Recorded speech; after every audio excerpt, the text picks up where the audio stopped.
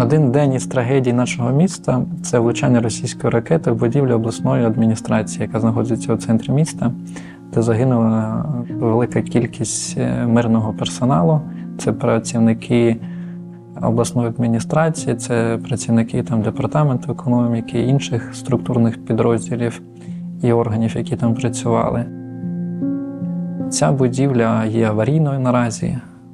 Там було проведено обстеження і визначено, що подальша експлуатація неможлива. Вона буде потребувати демонтажу і вирішення, що потрібно з цією територією зробити.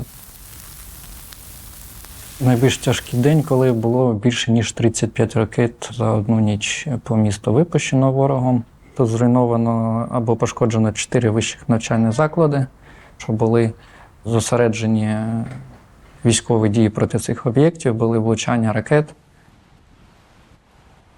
Перша ракета прилетіла у двір. Не в будівлю, а в двір. І всі налякались, і побігли з поверхів, з вулиці, побігли в найпростіше наше укриття. І навіть там в підвалі повишибали всі двері. Все було засипано уламками скла, з металопластика, сміттям.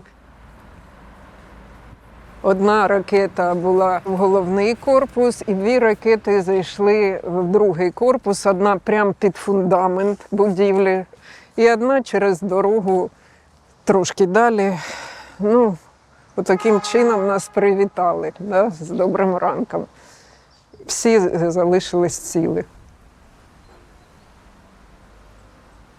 Тут у нас була тільки невеличка тріщина з задньої частини будівлі. В перші ж години після удару я ще могла пройти до кінця коридору. Але вже на другий день особисто я ходила, ніхто більше. Я побачила, що таким чином по периметру 3-го поверху з'явилася тріщина. І вона дуже швидко збільшувалася, і навіть вухом було чути, що щось грає. Після цього ще декілька днів і почалось обрушення з цієї сторони. Це називається температурний шов. Якщо демонтувати, та частина безпечна, ви бачите, вона облаштована, все закрито, сюди вже ходити не можна. Якщо розібрати, до температурного шва демонтується ця частина і на тому ж місці відбудовується цілісна будівля. Дуже гарна така ділянка, як студентське містечко, гуртожиток рядом, але за висновками експертів він не підлягає відновленню. Ще одне місце прильоту. Прям фундамент будівлі, з-за чого спочатку була тільки отака тріщина і тут дірка, на тій стороні маленька тріщина. І буквально моментально почалось складання будівлі. Цю частину ніяким чином не спасти.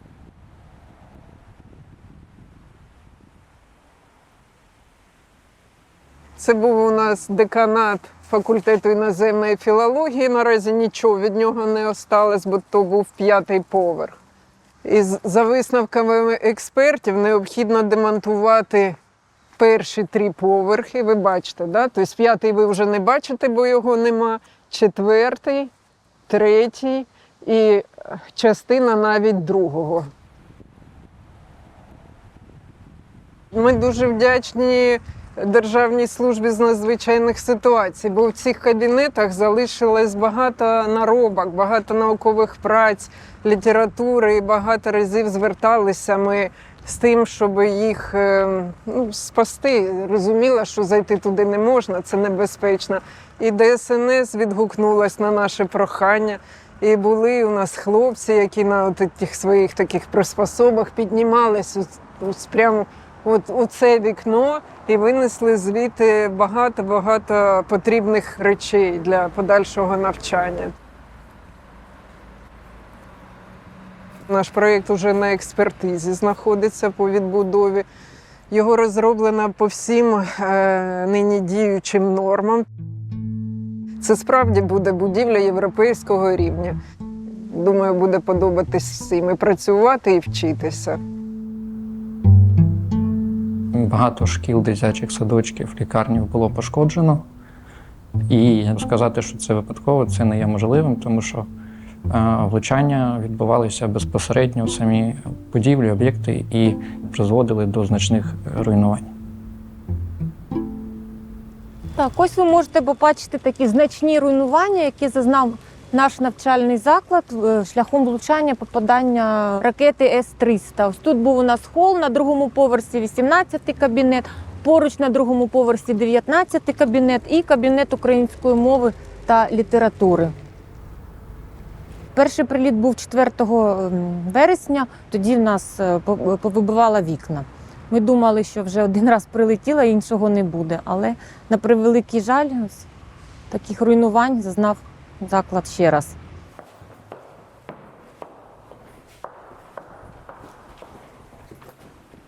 Так, ось тут знаходиться кабінет біології. Ви бачите, тут зруйнована таким чином у нас стеля, і так майже в усіх кабінетах. Основне руйнування в нас прийшлося на центральну частину, там, де фоє зруйновано, і 3 кабінети.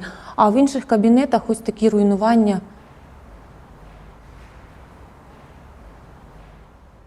Стеля у нас, бачите, дранка, так, бо будівлі 160 років, і тому за цією вибуховою хвилею вона у нас попадала. А ще від того, що немає опалення в приміщенні і, відповідно, від погодних умов, то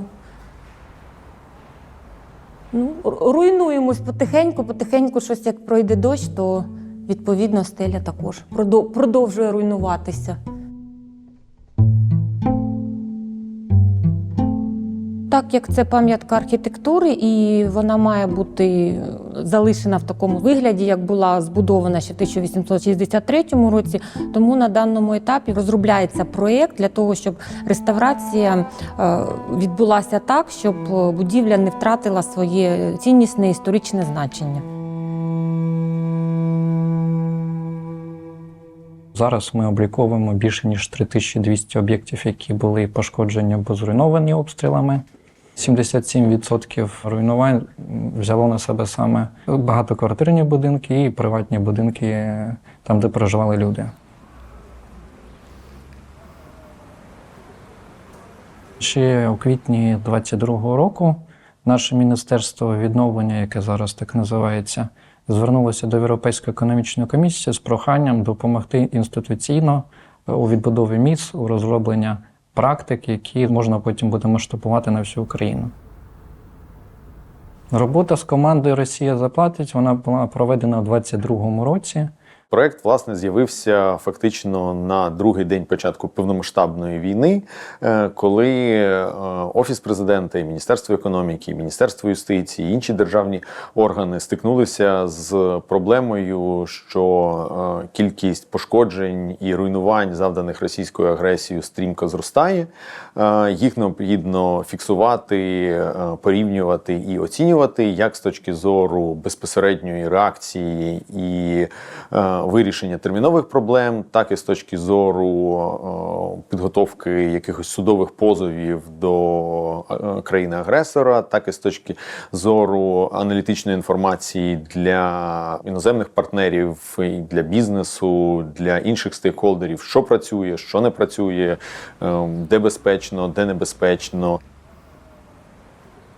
Кожне руйнування – це, окрім точки на карті, адреси, там, поверховості, типу об'єктів, це безліч атрибутів, починаючи від причини руйнування, да, тобто яким видом озброєнь, до параметрів щодо яка кількість людей там проживала, отримувала послуги, які матеріали стін, що пошкоджено, в якої кількості, додавання там фото, відео, матеріалів, зібрання інформаційних ресурсів. Звичайно, з часом постала і задача відновлення, бо для того, щоб щось відновити, треба, власне, розуміти, що в якому стані знаходиться, причому не тільки пооб'єктно, але і якимось там в межах громади, в межах області, необхідно набагато більше інформації. Ми робили спочатку там первинну оцінку за допомогою нейромереж, після чого ми порівнювали це з даними місцевої влади, після чого ми проходили нашими власними анотаторами і спеціалістами з контролю якості для того, аби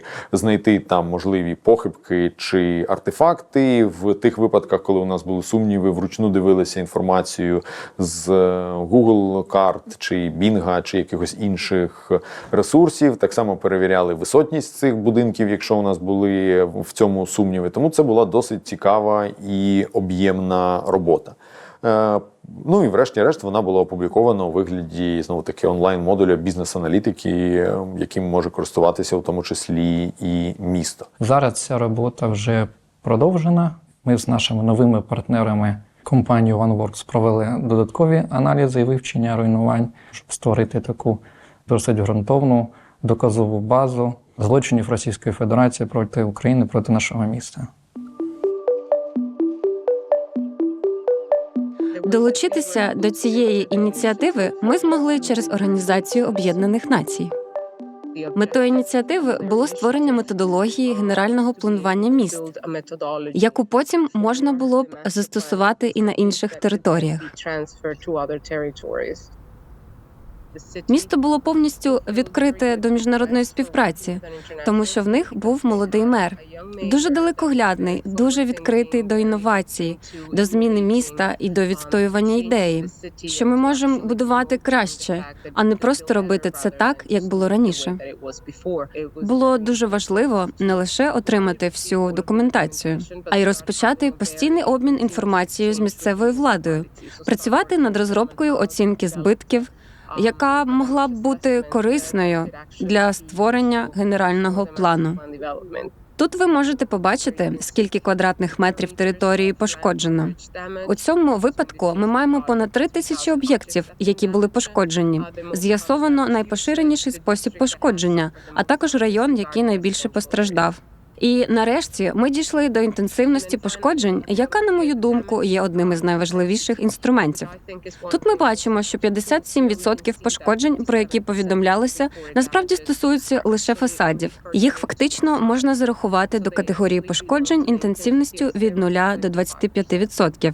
Це об'єкти, які ми точно можемо відтворити і відновити для подальшого використання.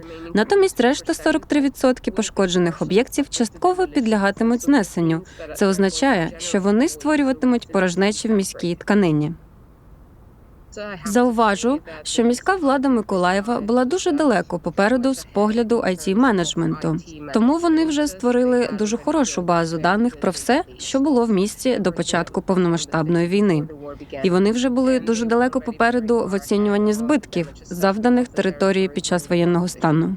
У 2021 році створили актуальну базу даних, ГІС-базу даних щодо об'єктів міста, в яких люди отримують послуги. Тобто це інформація про всі заклади освіти, охорони здоров'я, культури, спорту, культурної спадщини, житлово-комунального господарства. Тобто ми мали актуальний стан справ у нашому місті у цифровому вигляді. Ми також співпрацювали з італійськими університетами. Політехнічний університет Мілану створив робочу групу 17 професорів, які працюють над 6 різними аспектами генерального плану. Вони працюють із аспектами спадщини, працюють над демографічними і економічними аспектами, над урбаністичним дизайном, тобто роблять дуже-дуже наскрізний внесок. Ми також уклали партнерство з університетом Святого Луки, який натомість вивчає, як саме просувати стратегії для Миколаєва, щоб вони могли залучати інвестиції в майбутньому. Щодо залученості громадськості, ми проводимо анкетування онлайн та інтерв'ю з громадянами. Перше інтерв'ю запустили влітку минулого року і зрозуміли, що населення Миколаєва неймовірно активне і реагує на все, що ми робимо щодо генеральних планів. 81% мешканців сподіваються на покращення системи водопостачання і чекають на це з нетерпінням, адже це нагальна потреба, яка зараз є в місті. З квітня місяця 2022 року місто Миколаїв, воно без питної води. Російські війська знищили насосну станцію водозабору з річки Дніпро. Також були пошкоджені магістралі трубопровідні. І був вибір або запустити солону воду з лиману або зруйнувати мережу каналізації. Відновлення мережі каналізації воно значно дорожче, ніж відновлення систем водопостачання. Тому запустили солону воду в мережу водопостачання міста. Вона зруйнувала трубопроводи і мережі як внутрішньобудинкові, так і загальні водогони по місту. Це велика проблема. Ці ремонтні роботи, настільки їх потреба в матеріалах велика, що навіть виготовлення труб на території України потреба більше, ніж спроможність. Інша проблема – це безпекова ситуація, тому що війна показала, що людей турбує безпека, і всі хочуть, щоб були бомбосховища. Зараз у місті також за рахунок коштів міської ради реалізуються проекти по відновленню тих об'єктів цивільного захисту, які ми мали до війни, але вони були на належному стані. То ми також це робимо вже зараз. Уряд Данії взяв на себе відповідальність допомогти з відбудовою Миколаївської області, міста Миколаєва. Вони забезпечують свою експертизу, свою допомогу, першочергову допомогу у вигляді техніки, будівельних матеріалів, різного виду допомоги у напрямку освіти, охорони здоров'я. Нас запросили до Міністерства закордонних справ Данії. Данія, як маленька і розвинена країна, зосереджується на 3 секторах інфраструктури. Це вода, енергетика та тверді побутові відходи. Ми готуємо, можна сказати, 3 комплекти документів для кожного сектора. Є візія, опис поточної ситуації, є дорожня карта, тобто опис того, як прийти від наявної ситуації до візії. Це, по суті, підготовка міста до наступного дня після війни, щоб, так би мовити, можна було негайно оголосити тендери для підрядників, щоб підприємці та підрядники могли почати копати, будувати і так далі. Бо все це було підготовлено заздалегідь, щоб можна було негайно почати. Ми завжди наводимо цей приклад, коли нам ставлять це запитання. І це приклад Лондона під час Другої світової війни. Лондон фактично почав працювати над своїм генеральним планом за 2 роки, трохи більше 2 років до початку Другої світової війни. А все тому, що вони розуміли важливість планування на перспективу. І це має багато спільного зі сталістю генерального плану та розвитку міста. Бо після закінчення війни в Україну хлине потік допомоги, щоб допомогти їй якнайшвидше відновитися, відбудуватися і перезапуститися. Тож для цього потрібен план. Коли ми кажемо, що це зараз не на часі, то потім часу не буде. Ми можемо його зараз витратити саме на це, для того, щоб розробити концепти, інвестиційні проекти і разом з нашими партнерами і з нашими мешканцями, тому що ми цю роботу проводимо за рахунок комунікації між людьми, збираємо від них їхню критику, їхнє бачення, чи добре це, чи погано, і зробити такі проекти, які ми потім зможемо реалізувати. Ми маємо довжелезну берегову смугу, але фізично користуватися рікою містяни не можуть на якісному рівні. Ми пострадянське місто, яке будувалося не для того, щоб там жили люди, а для того, щоб вони там працювали. Працювали на заводах, тобто були житлові масиви, від яких були магістралі, за якими люди добиралися до місця перекладання праці, повертались додому.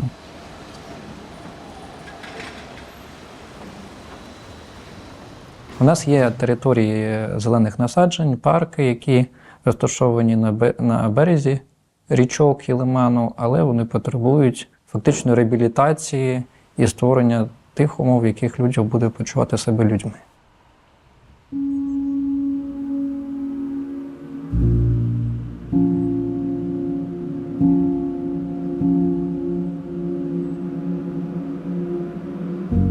Через громаду 8,5 місяців проходила лінія фронту, і, відповідно, середина громади, 6 населених пунктів, вони знищені на 80%, деякі повністю знищені.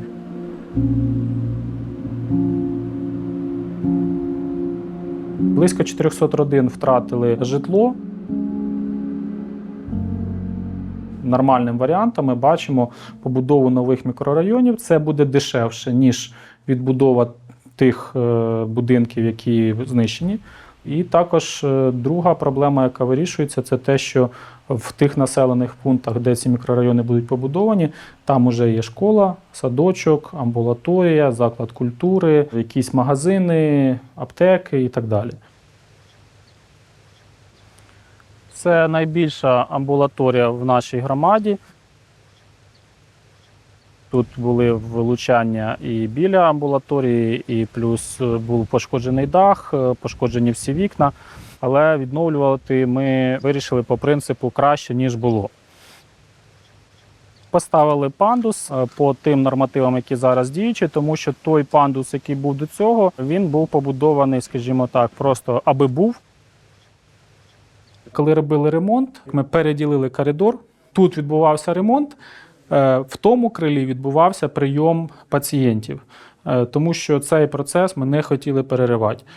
Коли тут завершили, то відповідно поміняли, тобто сюди перейшли і медичний персонал, і соціальний захист, а в тому крилі відбувається ремонт. Як бачите, другий поверх у нас ще йде ремонт. Це буде місце проживання для ВПО. Одна кімната на одну родину. В залежності від того, скільки там людей, тобто є різна квадратура. По багатьом об'єктам ми починали певні проекти, показували хороший результат з донорами. І потім донор розширював свою співпрацю з нами. 2,5 мільйони – це те, що ми із громади вклали. Інше – це те, що нам допомогли донори. І в такому симбіозі воно працює і дає ефект. Не дивлячись на те, що на рівні Кабміну визнані в 2023 році як дотаційна громада, спромоглися близько 3 мільйонів гривень перевести на Збройні Сили. Ми на собі відчули, що таке війна, і ми розуміємо, що тільки коли всі допомагають Збройним силам, тільки тоді буде ефект. Це найбільший заклад освіти в нас в громаді. Під час бойових дій було влучання в дах, було пробиття перекриття між другим поверхом. В відновлення цього ліцею потрібно інвестувати десь порядка 60 мільйонів. Десь 12 мільйонів ми вже сюди проінвестували, і ще залишається досить таки левова частка. Але вже всі бачать, що цей процес зрушив, і перспектива тут є дуже велика. В цій класній кімнаті було пробиття даху, ми замінили повністю частину ту, де було попадання снаряду.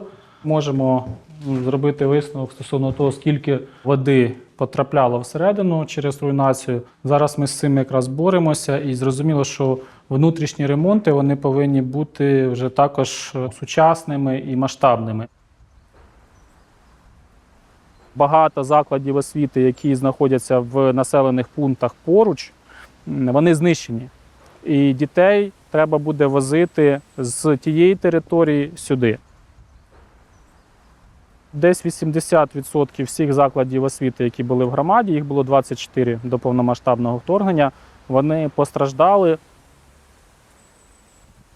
В нашій школі це єдине було місце, де був бомбосховище, підвал під школою.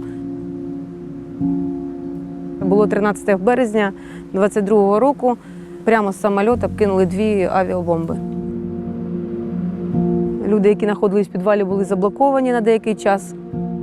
Загинув наш староста, який знаходився тут. Також отримав поранення, які не зміг пережити мій чоловік, директор цієї школи.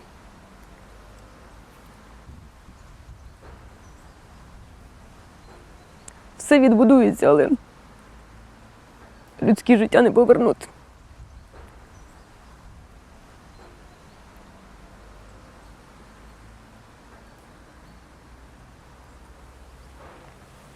Де прилетіла ракета, це саме був двір шкільний, тут, де проходили всі свята, випускні вечори. Клуба не було, то будь-які заходи, такі, які там свята, все проходило в школі. Так знають всі, це знали наші батьки, так казали, якщо буде школа, то буде село. Буде відбудова школи. Багато розрушень по селу, багато будинків розрушені. Зараз вже люди отримують допомогу і від держави, багато зареєстрованих, так само багато волонтерів. Людям допомагають. Люди тримаються, не здаються, допомагають один одному. У нас є каса взаємодопомоги.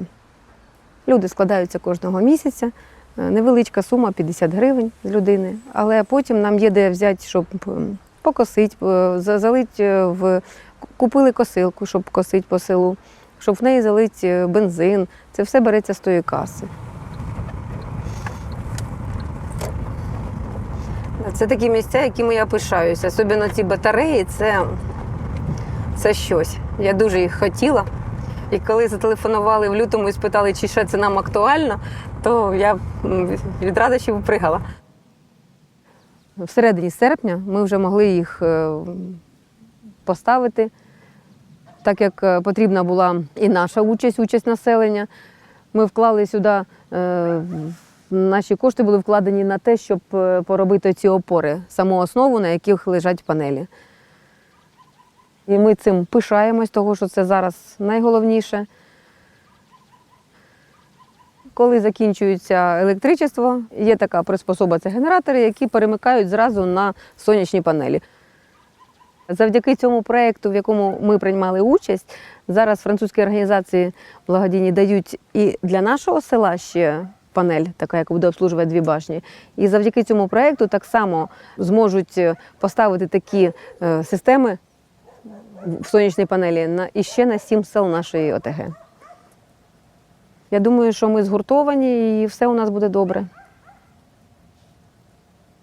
Коли прийде перемога, коли війна припиниться, тоді ви побачите різке зростання всієї відбудови України.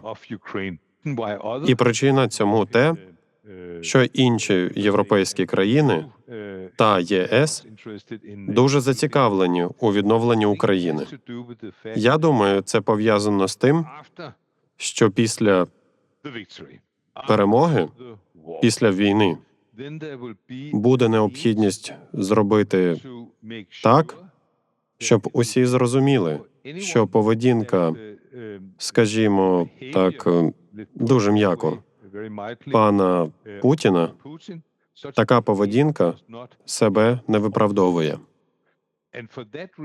І тому є бажання продемонструвати, що рівень життя в Миколаєві, Херсоні чи Запоріжжі вищий, ніж у Ростові-на-Дону. Ми вийшли з того стану стресу, там, де для нас не існувало нічого, окрім забезпечення власного виживання. Зараз ми бачимо дискусію в суспільстві, різні точки зору. Це показник того, що ми більш живі, ніж до цього. Я уявляю наш ліцей таким, як він і був. От як наче заплющив очі, все забув, а потім розплющив. От як він був, такий він і є. Наповнений теплом дитячих сердець, посмішками, шумом, криком, бігом. Після перемоги буде величезний шанс все зробити по-іншому. Одним із чітких інструментів, який, на мою думку, є надзвичайно важливим, це той факт, що Україна стала кандидатом на вступ до Європейського Союзу. У нас все вийде, якщо ми будемо з розумінням ставитися один до одного. Потрібно триматись один одного, допомагати, і це головне.